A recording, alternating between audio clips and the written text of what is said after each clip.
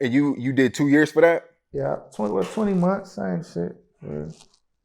Yeah.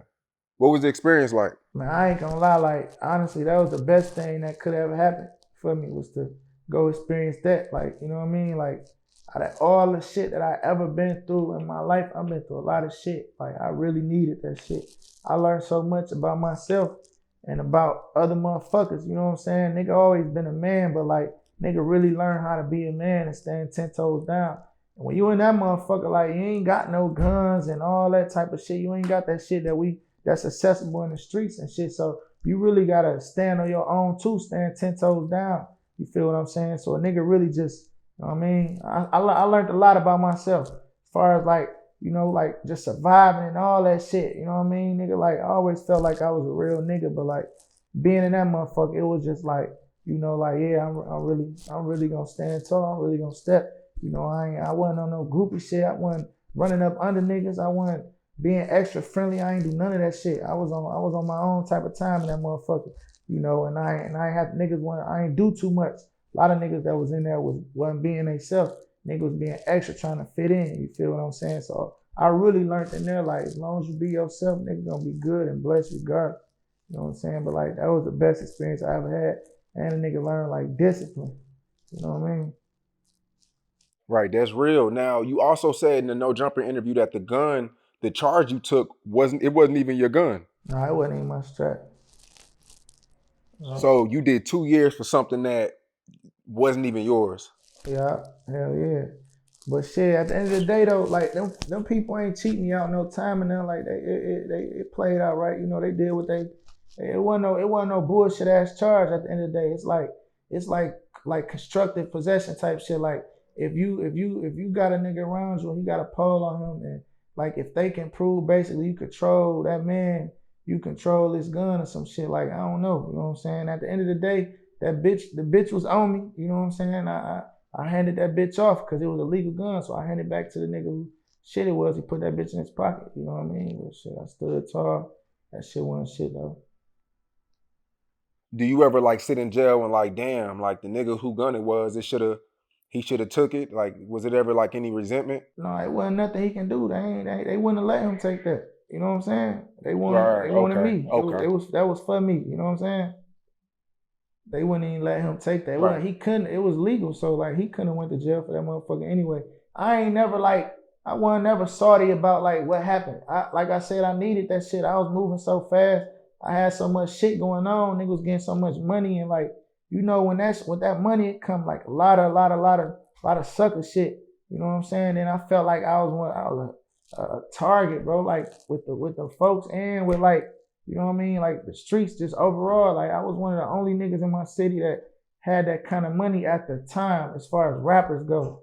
You know what I mean? Like we got a lot of niggas that's up, that's doing their thing, a lot of niggas that's lit, that's balling, that's getting money. It's a lot of niggas, you know what I'm saying? But at that time, I was like the only one with that kind of paper. You feel me? So nigga really looking like the industry niggas. I'm moving like that and I'm buying businesses. I got hella cars, all type of jewelry. You know what I mean? That shit become exhausting. You know, like I ain't had like no problems or I ain't had no ops or none of that type of shit, but I just felt that shit. You know how sometimes you can feel that fucked up energy in the atmosphere. I just felt that shit. You know, I felt a lot of love turning into hate. You know what I mean? I felt a lot of shit Yeah. that just wasn't right. Like a lot of love that I did have, that shit felt fake. Niggas that I thought was homies, I felt that. I felt that energy. I felt a lot of shit. So like I was just moving hella fast at the time. And I needed that shit. Having a phone in jail, does that speed up time in jail? Like Fuck how exactly yeah. does that affect, your time in jail? Shit, I was able to talk to my wife and kids every night on FaceTime, every single day. Even though we had like phones and that motherfucker, but you only can get on the jack like every 15 minutes. Then them bitches cut off at 11:30 at night. You know what I mean? So like just being that motherfucker, I'm able to watch. Nigga go in the bathroom, I watch a whole movie on YouTube. Like that shit definitely sped my time up. I was able to get a lot of business done. You know, as far as like my record label, like with me and Chanel, we had a lot of shit. I dropped a mixtape in that bitch because of that phone. You know what I mean? So like that shit definitely helped my time. Most importantly, I was able to communicate with my children. That's real. You know, because a lot of people we see pictures and we see people be on their phone from in jail, but being in jail, you kind of gotta have a connect or a type of power to get a phone in jail. Cause you know that comes Fact. with consequences too. Yeah, and you gotta have some paper. Them bitches high. I spent 2,700 on that phone I had, and at the time that was the only phone on the compound.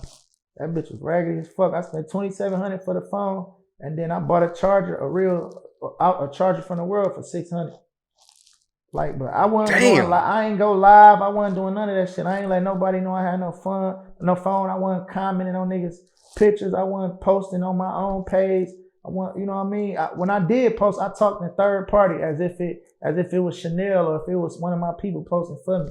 I ain't never do none of that. I never went Smart, live. I never smart. made no Insta stories. I didn't do none of that shit. I wasn't DMing motherfuckers, letting them know I got a jack. Only my close friends, you know what I'm saying? Close homies and like my business partners and shit. They the only folks I knew I had a phone. That knew I had a phone.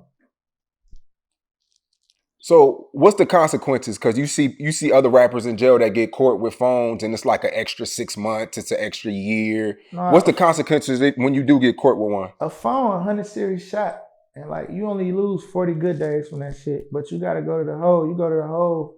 You do 30 days before you see DHO. DHO is like the judge inside a prison. Like, you know, when you go to the hole, we call that going to jail. Even as ironic that is, like being in jail. When a nigga go to the hole, nigga be like, damn, where Vez at? That nigga went to jail this morning. He got caught with the jack. So like, you got to see DHO, which is basically the judge, you know, who sentenced you for that charge for that 100 series shot. And you only can lose 40 good days off a 100 series shot, and that's the highest shot you can get when you in that motherfucker. You know what I'm saying? But it fuck up your halfway house date. It fuck up your release date. You lose phone privileges. You don't get no phone calls in the hole. Like niggas that go to the hole without getting caught with a jack, you get a phone call every 30 days. But if you get caught with a phone, you lose that privilege. And 9 times out of 10, you lose visitation. So you sit in there 30 days, then you go see DHO and get sentenced. Then so the DHO liable to give you 90 more days. So you done that do 5, you know what I mean, 4 to 5 months in that motherfucker in the hole with no contact with the outside world, just other than writing letters and receiving letters. So mail time, that shit be everything. That motherfucker, like, that's the best part of being in the hole is getting mail. Man, if you don't get no mail, that shit like nigga be wounded. Like, damn, you feel me? Nigga be looking forward for that mail. Yeah. You know? They say mail in jail, that shit's like gold. That shit like gold for real. But I mean, when you on a pound, it ain't really that. Nigga don't really care because niggas, you know, it's a whole nother world. You gotta accept that world you in and move and coast with that shit and be a man. You know what I'm saying? So like when I was on a pound, I ain't care for mail because like obviously nigga had a jack and all that shit. But like in a whole fuck yeah, my old lady, if I miss one letter, I'll be cussing her out everything. It ain't even her fault, just the mail running late. I wrote a bunch of raps in that motherfucker. That's the only time I did write. I didn't write none while I was in prison until I went to the hole. I wrote a movie and I wrote some raps and shit. And they raided my cell and threw that bitch away. When they raided your cell, did they find the phone? No, this one I was in the shoe. When I was in the hole. Oh, okay. Yeah, they threw Okay. my rap Okay. book away and threw like my movie away and all that shit. But I remember most of that shit, so I had rewrote it on a bunch of cut up milk cartons.